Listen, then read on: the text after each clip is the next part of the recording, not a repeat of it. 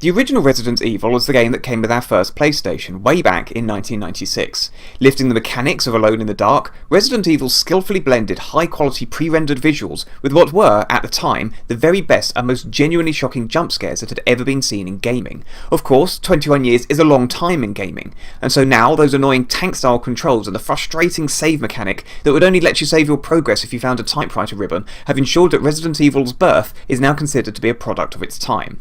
It's also fair to say that the series as a whole has been all over the place, covering the highs of Code Veronica and Resident Evil 4 to the lows of the 20 or so crappy spin-offs and money-grabbing remasters. Seemingly recognising that mainline entries 5 and 6 weren't that great, Capcom has thankfully decided to simultaneously bring the series back to its roots, whilst also giving it the biggest shake-up it's yet seen. The result is the best Resident Evil game in more than a decade.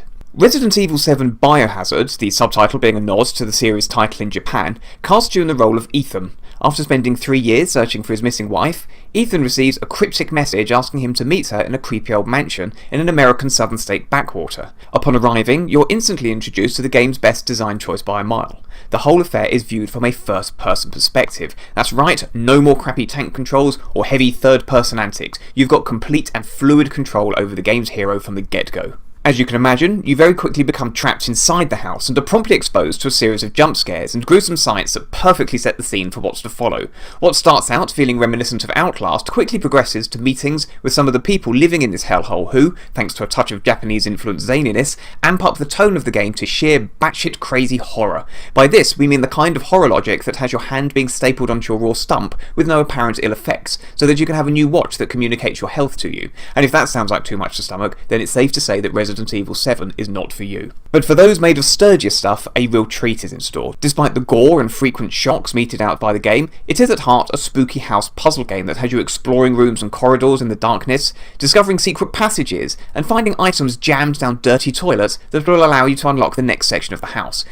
This really is when the game is at its best, as the atmosphere Capcom have conjured up is absolutely top-drawer stuff. In many respects, it feels more reminiscent of the Silent Hill games, especially the now withdrawn PT demo, albeit with a healthy mix of the Texas Chainsaw Massacre once you get to meet up with the crazed family occupying the house, and their many housemates. Your interactions with enemies take 3 basic forms throughout the game. On several occasions, your meetings with them will be determined by cutscenes in order to progress the grisly story and push you into set pieces. Secondly, family members often stalk sections of the house looking for you, giving you something extra to be shit scared of when you're carrying out the puzzling.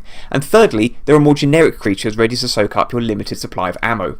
Part of the reason that Resident Evil VII is so damned atmospheric lies not only in its gameplay mechanics, but in its audio and visual design. The soundtrack in particular grinds away in the background, imbuing an eerie sense of dread, while the constant knocks and scrapes will often have you spinning around to make sure nothing's sneaking up on you. Graphically, the RE engine shines, providing a convincing and again eerily old-school representation of somewhere you would never ever want to find yourself. Although we played the PC version, we honestly dread to think what playing this using PSVR would have been like in terms of ramping up the tension to almost unbearable levels. Be warned though, we have heard that this mode can induce motion sickness, and we can certainly see how this could be the case. Something we found quite interesting about Resident Evil VII's design is that whenever something about the game annoyed us, the game itself would occasionally come up with ways to mitigate this.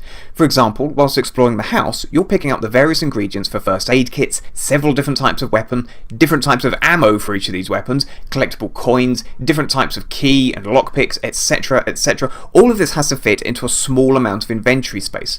After a while, juggling all of this in your inventory becomes annoying, particularly when the game expects you to start running back to one of the stash boxes scattered around the house to store stuff that you may or may not need within the next few minutes.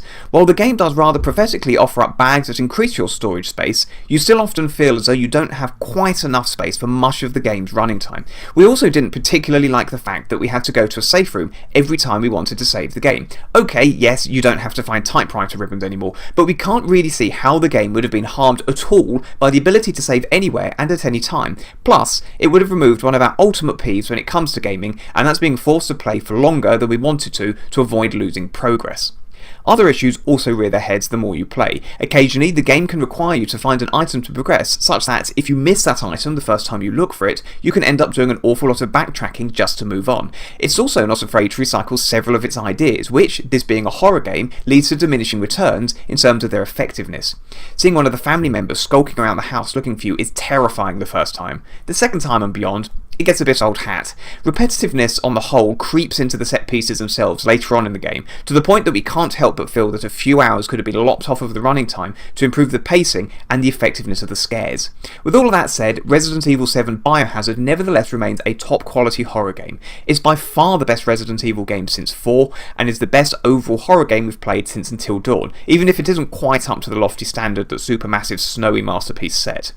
If you're a lapsed fan of Resident Evil, then Biohazard is the perfect point to jump back aboard the blood-spattered train, even if the game does replace some of the frustrations of old with a few new annoyances. We give it 80%.